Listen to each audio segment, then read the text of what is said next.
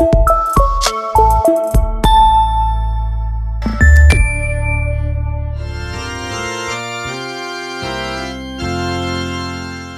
mofinaina isan'andro atolotry ny mpitandrina rakotina valina maoly.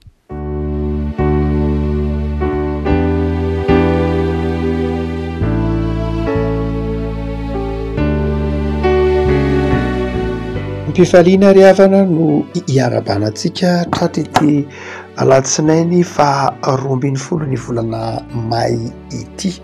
Ny mofinaina voalahatra ao antsika dia ny bokin'ny Mpitsara toko fahatelo. Mpitsara toko fahatelo 17:1-11. Mpitsara toko fahatelo 17:1-11 vakina amin'ny anaran'i Jesoa. Ary nanao izay ratsy eo imasin'i Jehovah ny zanak'Israely ka nanadino an'i Jehovah Andriamaniny. Ary nanompo ireo bala sy Asera dia nirehitra tamin'ny Israely ny fahatezainan'i Jehovah ka nivarotra azy eo an-tanan'ny Kosanina Risataima, mpanjakan'ny Mesopotamia izy. Dia nanompo ny Kosanina Risataima 20 taona ny zanak'Israely. Dia nitaraina tamin'i Jehovah ny zanak'Israely ary Jehovah nanangana mpamonjy ho an'ny zanak'Israely izay namonjy azy dia Otiniela zanak'alahin'ny Kenaza zandrin'ny Kaleba. Ary ny fanahin'i Jehovah ny tao aminy dia nitsara ny Israely sady nivoaka hiady ary Kosanina Risataima mpanjakan'ny Mesopotamia dia natolo Jehovah teo an-tanany ary nahery ny tanany ka namely an'i Kosanina Risataima. Dia nandry ny tany 70 taona ary maty Otiniela zanaky Kenaza. Ray Masino, manamasinana amin'ny fahamarinana ny teninao ny fahamarinana. Amen. Ny bokin'ny Mpitsara moa miverimberina ao anatin'ny mofinaina ary ny teolojia dia ny hoe ny olombelona dia mihodina amin'Andriamanitra ary raha tsy hanarin'Andriamanitra, raha tsy hahitsin'Andriamanitra, tsy miverina amin'Andriamanitra indray. Anefa rehefa milamina amin'ny fiainana dia mora manadino an'Andriamanitra. Izay fangalam-pierin'Andriamanitra sy ny olombelona izay no hita ao amin'ny bokin'ny Mpitsara. Tsy mahafoy ny olony Andriamanitra dia mananatra sy mahitsy azy, nefa rehefa tahin'Andriamanitra ny olony dia miala aminy indray, manadino azy indray. Eto dia ny zavan-tranga tamin'ny Otiniela Mpitsara no mofinaina ao antsika ry havako, izay miresaka manokana momba ny nanafahany Otiniela ny zanak'Israely teo ambany vahofon'ny Mesopotamiana teo ambany vahoan'ny Kosanina Risataima. Raha ka mamaky ilay andiny vitsivitsy isika, fohy ihany ilay andininy, dia mahita toetra 5 mahasorena an'Andriamanitra na nahatezitra an'Andriamanitra tamin'ny zanak'Israely. Dia ny andininy 17 sy ny 19 no hitarafana izay toetra 5 izay. Toetra 5 izay nahatezitra an'Andriamanitra dia ny zanak'Israely nisakaiza tamin'ireo firenena jentilisa nanodidina azy. Tsy ilay fisakaizana loatra akory no ratsy, fa ilay zanak'Israely nandefitra teo anatrehan'ny faharatsiany ireny jentilisa ireny ary nanaiky ny toetrany ireny ho toy ny toetra tsara, ary indraindray dia nandray ny toetran'ireny jentilisa ireny ho toetrany mihitsy koa ny zanak'Israely. Nisy firenena enina izay nifanila tamin'ny zanak'Israely teo. Tao anatin'ireny ny Kananita, ny Amorita, ny Hitita, ny Jebosita, Girgazita sy ny sisa. Ny firenena enina eo izy izay samy ataontsika hoe nanompo sampy. Toetra izay tsy tsara toetra, nefa dia nifangaro tamin'ireo ny zanak'Israely. Nifangaro ary io moa rehefa mifangaro dia manjary lasa manaiky manao tsikombakomba, manaiky tsikombakomba amin'ilay ratsy, dia manjary ilay toetra ratsy ekena ho azy fotsiny. Satria ilay fihavanana natao alohan'ny fitiavana sy ny fahatahorana an'Andriamanitra. Dia nanjary nisakaiza tamin'ny ireo firenena izay nafarany tompotra any amin'ny bokin'ny Exodosy hoe tandreminareo no misakaiza amin'ireny firenena ireny fa manjary ampianarina izy ireny ny fanompo-tsampony sy ny toetra tsy mendrika izay ananany ianareo. Raha tsorina dia ohatry mitovy amin'ny afatra jaune, aty amin'ny epistily manao hoe aza misakaiza amin'izao tontolo zao, aza ty zao tontolo zao, fa ny fisakaizana n'izao tontolo zao, ny fitiavana izao tontolo zao dia manjary manohitra an'Andriamanitra. Ty amin'ny testamenta vaovao. Ary Jesosy rahadio fa nanavatra ny hoe mitandreminareo amin'ny masirasira ny fariseo. Ary dia eto dia ny anankiray natezitra an'Andriamanitra tsy le fihavanana loatra fa lay toetra ratsy sy lay fandeferana eo anatrehan'ny ratsy. Fa ny toetra faharoa zay natezitra an'Andriamanitra tamin'ny zanak'Israely dia mazava ho azy teo lay toetra tsy mendrika hotsika teo. Fa ny faharoa de zao lay fanambadiana tamin'ireo, ny fanambady tamin'ireo izy. Ny Deutéronomie 7:17 de nanafatra mihitsy manao hoe tandremo aza manambady anareo. Tsy hoe fanavaka vahana loatra tsy zay, fa ilay ny hevitry ny antsoina hoe fanambadiana mantsy de izao vatana iray ihany. Itsika mantsy amin'ny andro ankehitriny raha mamaritra ny antsoina hoe fanambadiana dia hafa ny efa ty amin'ny ataontsika hoe andron'ny testamenta vaovao dia mazava ny hevitry ny fanambadiana. Fa atao amin'ny vanim-potoanany antikité amin'ny Deutéronomie 7 dia ny fanambadiana zay tsy hoe raharan'ilay mpivady ihany fa raharam-piarahamonina mihitsy, raharam-pirenena mihitsy ary manjary toy ny hoe ifindran'lay aretin'lay hafa firenena amin'ny alalan'ilay fanambadiana ny zanak'Israely. Ary dia aleo sara an-tsaina hoe midika ny teny hoe kananita. Raha vao miteny fotsiny hoe kananita ianao de dikany hoe kananita ange dia mpivarotra fetsifetsy, mpangalatra, trafiquant, zay dikany teny hoe kananita. Zany ve no alainao vady? Hoy ny raha jerena amin'ny tenin'Andriamanitra ianao ve dia hanambady taranaka trafiquant na taranak'olona mpangalatra sy fetsifetsy. Raha miresaka tsika hoe ny amorita nge ny dikany dia amin'ny teny hebreo zany dia olona mpandainga be resaka manao bela zao, zay ny antsoina hoe amorita. Dia hanambady olona ve ianao de hanambady taranak'olona ataontsika hoe ohatr'izany vantara raha hoe ny teny frantsay, ny olona tsy milany resaka sy ny sisa. Le anaran'lay ilazan'ny baiboly an'le firenena fotsiny de efa miteny ho azy. Raha miteny anao hitita dia miteny hoe hitita de zanaky ny fahatezerana. Na ny mieritreritra an'izany ary de efa sarotra ny ampititra an'izany ao anatin'ny fianakaviana hoe zanaky ny fahatezerana, nateraky ny fahatezerana. Asa re inona nahatonga ny soratra masina nahatonga zanak'Israely nanao ny hitita, hoe hitita zanaky ny fahatezerana, ola tezi-dava, kizitina moa mbola malefaka ihany, fa ny hoe tezi-dava romotra mihitsy ary zany zay lazana azy. Dia lay anarana fotsiny ary de efa midika hoe tsy raha jerena malagasy de tsy fototr'olona. Malagasy moa fantatra ny antsoina hoe fototr'olona. Ny azy rehefa hoe olona mendrika dia fototr'olona, zany hoe tsara fototra. Ary efa miteny izy hoe mifanohitra amin'ny fototr'olona de olona tsisy fototra, olona tsisy fotony, zany hoe tsisy rasinina, tsisy fakany. De manjary rehefa tsisy fototra de manjary tahaky ny akoho fa hely ny rivotra, tsy manana zavatra hifaharana na toe-tsaina, tsy manana zay maha izy azy. Zay nataon'ny malagasy tsisy fototra, hoe tsisy fototra ireny, zany hoe olona tsy manana zay maha izy azy ka makatsy makaroa, tsy matompo-tsiraka.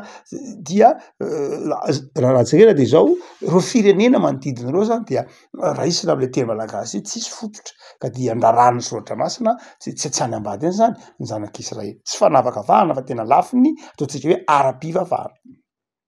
Ary de nefa nataony zanak'Israely any zany de nahatezitra an'Andriamanitra. Fa ny fahatelo natezitra an'Andriamanitra ihany koa de zao tamin'ny zanak'Israely am'ty bokin'ny mpitsara sy eto am-pilatanantsika ty de zao ny nanao zavatra tsy nahafaly an'Andriamanitra mihitsy izy. Nanao zavatra tsy nahafaly an'Andriamanitra mihitsy izy. Ary nanao ratsy teo imason'ny Jehova andininy. Fahafito, nanao zavatra tsy nahafaly an'Andriamanitra. Io de lafiny inona? Lafiny etika, lafiny moral. Zany hoe amin'ny testamenta taloha mantsy isan'ny mahafaly an'Andriamanitra dia tsy amin'ny lafiny hoe finoanan'Andriamanitra sy fitiavanan'Andriamanitra ihany, fa amin'ny lafiny hoe moral. Hoe ianao ve mba manana fo mangoraka, ianao ve mba tia namana, ianao ve mba manaja ny fananan'ny namanao. Zany hoe tena teo amin'ny lafiny etika zany de zao tena tsisy azo nitsaingana mihitsy ny zanak'Israely, ratsy toetra, ratsy fitondratena, tsy tia namana, tsy tia mpiarabelona, ary dia tezitr'Andriamanitra hoe nahoana ny namanao, ny ray tapo aminao, ny havanao, dia ararotinao, ataonao tohatra fiakarana, ambakainao, zay le hoe nanao zay ratsy teo mason'i Jehova. Dia ny toetra fahaefatra zay marina fa natezitra an'Andriamanitra ihany koa am'ty mpitsara toko fahatelo amofinaina ty de zao nanadino an'Andriamanitra, nanadino an'Andriamanitra, zanak'Israely ka nanadino an' Jehova Andriamanina, andiny fafito, nanadino an'Andriamanitra. Hoe nanadino Andriamanitra de zao tsy miraharaha an'Andriamanitra.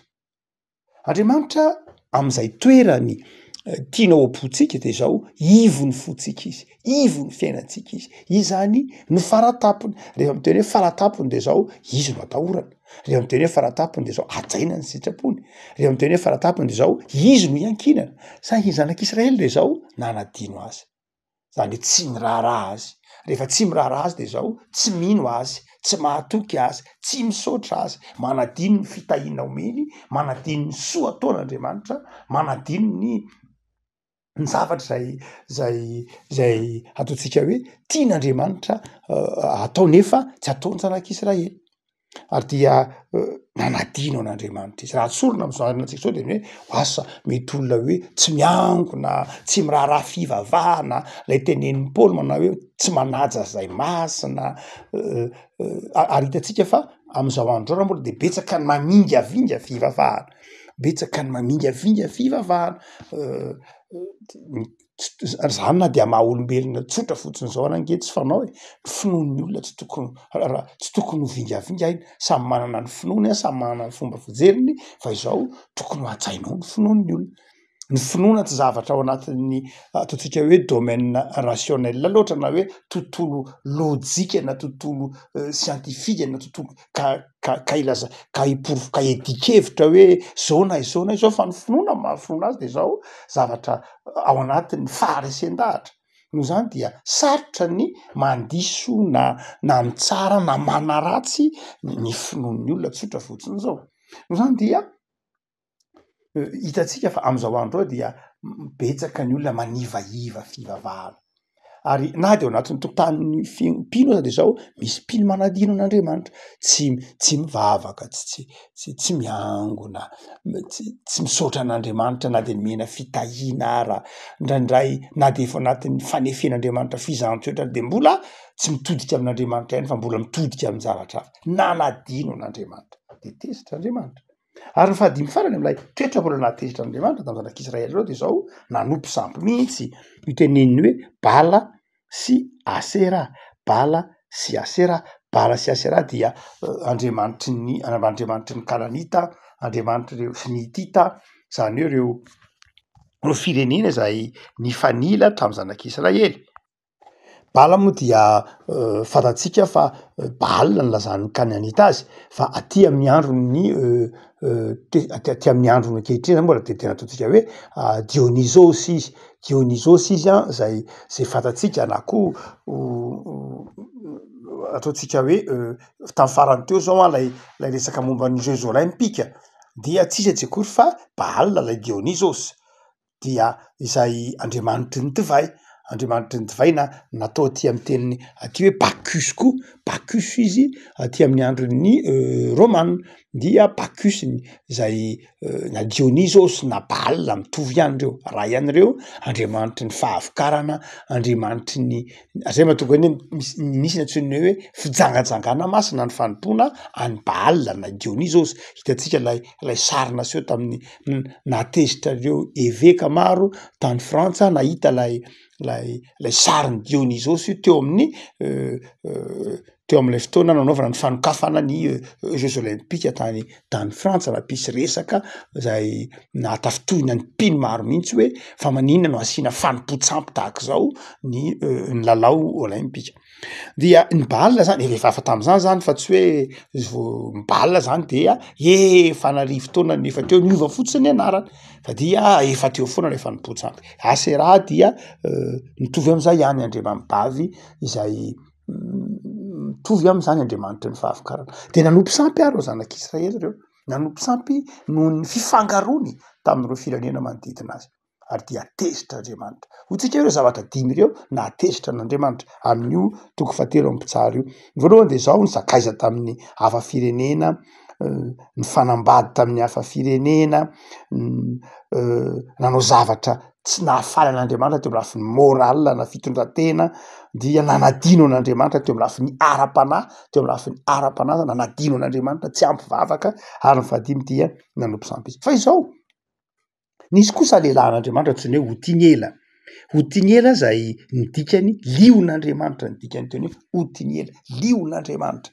De ny rahin'Andriamanitra lay lion'Andriamanitra mba hamonjy ny zanak'Israely rehefa nitaraina tamin'i Jehovah izy ireo, rehefa nitodika tamin'i Jehovah satria tezitr'Andriamanitra de naniraka ny kosanina risataima mba anafay ampijaly ny zanak'Israely. Ny dikany hoe kosanina risataima dia io avy amin'ny teny hebreo izay midika hoe mainty na hoe haizina indromasika. Adevitra be le hoe satria mpanjakany Mesopotamia izy io, Mesopotamia zany dia iny faritra misy an'i Irak iny, any hoe anelanelan'ilay renirano anankiroa iny Tigre sy Efrata, dia iny faritra misy an'i Irak iny zany ankehitriny antsoina hoe Mesopotamia, iny no nisy an'i kosanina risataima saingy zay midika hoe aizina na mainty indromasika arak'izany. Na hoe tena masika be zany i risataima. Saingy ireo mpikaroka sasany dia mety mieritreritra ihany hoe lay teny hoe kosana de avy amin'ny teny hoe kosita. Kosita zay efa aty akaikin'ny Egypte aty indray na aty akaikin'ny Etiopia mihitsy, ary zay mahatonga ny hoe kosita tsy inona mainty hoditra. Dia zay mahatonga an'ity hoe mety ho avy amin'izay no nahatonga ny hoe kosanina risataima mety ireo mpanjaka zay satria nisy fotoana farao mainty hoditra tany Egypta. Dia misy fotoana mieritreritra reo mpadiky mety taty Egypta ihany ireo. Fa tsy maninona akory zay niaviny fa izao masika be izy, rombotra izy ary nampijaly ny zanak'Israely. Dia nisy kosa mpanompotr'Andriamanitra antsoiny hoe Otiniela zay nanana toetra dimy ndray tsara mifanohitra amin'ny toetra dimy ratsy ny zanak'Israely. Toetra dimy izy de manao hoe ny filazany azy ity lion'Andriamanitra na Otiniela ity. Voalohany de zao feno fanahy masina izy, feno fanahy masina na nana ny fanahy masina izy andiny 20, fanahin' Jehovah teo tao aminy. De afaka malala eto de zao ny olona afaka, ny olona mpamonjy, ny olona mana fanan'Andriamanitra de zao olona nataon'Andriamanitra ho mpamonjy ny hafa. Azo atao hoe olona manana fanahy masina ianao nefany mpanimba zavatr'olona, fa ny olona manana ny fanahy masina de zao nataon'Andriamanitra hamonjy, nataon'Andriamanitra hanafaka, nataon'Andriamanitra hanampy, nataon'Andriamanitra vahaolana. Ny fanahy masina atao anatintsika de fanahy vahaolana fa tsy mpanahy, tsy fanahy problème. Ny kristianina de zao tsy problème fa solution. Ny kristianina de vahaolana fa tsy olana akory, tsy mpametraka olana fa vahaolana ny kristianina noho ny fanahy masina ao anatiny, satria ny fanahy ao anatiny de fanahy ny fahazavan-tsaina, fanahy ny fahendrena, fanahy mamaha olana arak'izany. Noho zany dia amin'ny toerana zay misy kristianina de zao tokony ho toerana ivahan'ny olana arak'izany. Dia ny faharoa de zao ny toetra tsara na Otiniela de zao ny tsara ny zanak'Israely izy. Raha miteny hoe mpitsara dia tsisy ifandraisany amin'ny fitsarana amin'ny tribonaly loatra, fa ny mpitsara dia lay olona mitondra ny olona, mpitarika. Zany hoe toetra tsara faharoa Otiniela de zao mpitarika izy, leader, mpitarika tsara ny zanak'Israely izy, toetra tsara nananany zany. Vokatry le fanahy masina atao anatiny de zao nanana toetra tsara izay mahay mitondra olona izy, mahay mitantana firenena izy, mahay mitantana ny zanak'Israely izy. Ary ny fahatelo de zao ny toetra tsara nananany Otiniela de zao izy nivoaka hiady. Mazava be le hoe sady nivoaka hiady, andiny ny fahafolo tapany fahatelo, nivoaka hiady amin'iza amin'ny kosanina risataima. Zany hoe Otiniela de zao olon'ny fijoroana, olon'ny fijoroana, olon'ny fahasahina. Ny fanahy masina zay tao anatiny de nahatonga azy hanana fijoroana sy fahasahina, hanohitra ny tsy mety, hanohitra ny ratsy. Ary am'izao azy ansika zao de zao miandry ny kristianina tokony Otiniela, be de be ny zavatra tokony ny toerana sy zay tokony hijoroan'ny kristianina mba hijoroany hampiady mahery ny kristianina satria manana fanahy masin'Andriamanitra. Dia tokony hijoro hanohitra ny ratsy, ny tsy mety, ny kitotosiny tahaka zany dia tokony hijoroan'ny kristiana ny fanatsarany zany satria izy dia mana ny fanan'Andriamanitra zay manao zavatra tsara.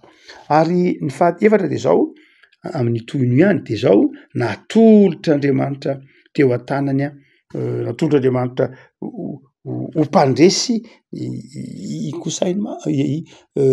ho tiany ela nandresy ny Kosay Marisa-Taina. Zany hoe ny toetra eo zao mpandresy izy. Mpandresy toetra tsara de zao rehefa nijoro tsara Kosay ho tiany ela de zao nandresy ny Kosay Marisa-Taina izy mpandresy izy. Rehefa koa malala zava-dehibe ny asan'ny fanahy masina ato anatintsika. Ny asan'ny fanahy masina ato anatintsika de zao mahatonga antsika manana fahasahina hijoro ary mahatonga antsika mandresy noho ny herin'ny finoana fa tsy noho ny hery maha olombelona. Ary ny farany de zao fandresena feno mihitsy. Fandresena feno mihitsy ary dia nahatonga fiadanana sy fandriampahalemana nandritry ny 7 taona. Rehavako zava-dehibe zany ny toetra kristiana. Ny toetra kristiana de zava-dehibe ny fananantsika ny fanan'Andriamanitra. Vaovao ny herinandro de mianatra amin'ny hotiny ela isika. Aza ny ratsy ny alay tahaka fa ny tsara. Aza variana, aza manadino an'Andriamanitra fa izao miteza ho tariny fanan'Andriamanitra. Miteza tariny fanahin'ny tompo ianao amin'ity herinandro ity de ataony mpandresy. Ary ny ateraky ny fiainana miaraka amin'Andriamanitra dia fahatoniana, fiadanana. Rehefa miaraka amin'ny fanan'Andriamanitra zao manana fiadanana sy fahatoniana. Hoy ny filazan'ny mpitsara ato hoe 7 taona ary tsy de matetika akory io teny hoe nandro fahaizay io alohan'io de intelo inefatra eo no hoe nandro fahaizay ny tany, nandro fahaizay ny tany, nandro fahaizay ny tany satria nisy mpanompon'Andriamanitra nanaiky ny rahan'Andriamanitra ny orona tamin'ny finoana.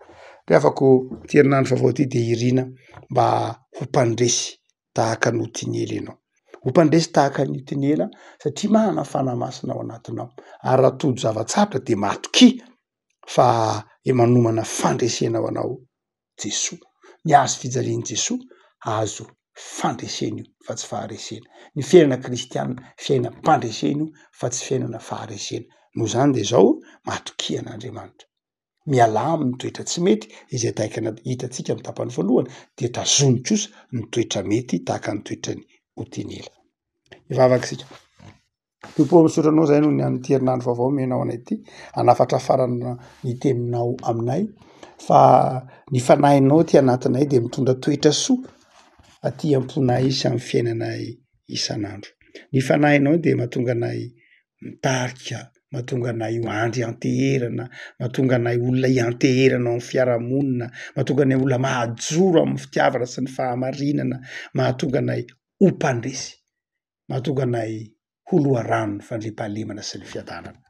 Tompo de tahio ny herinandronay zay indritra ny tontolo andronay anio mba ho tontolo andro izarana fiadana sy fifaliana ny mpiarabelona aminay. Esory ny fifiarotan'aina, ny fahakiviana, ny fahalaina, ny akamona hijoro. Esory reny Jesoa fa ampitory aty anatiny kosa ny fo mahatoky anao. De meo anay ny fahasalamana sy heri-tanjaka manjaka amin'ny tokantranonay, manjaka amin'ny fonay, manjaka amin'ny asan'ny tananay. Zahotra Jesoa. Amen.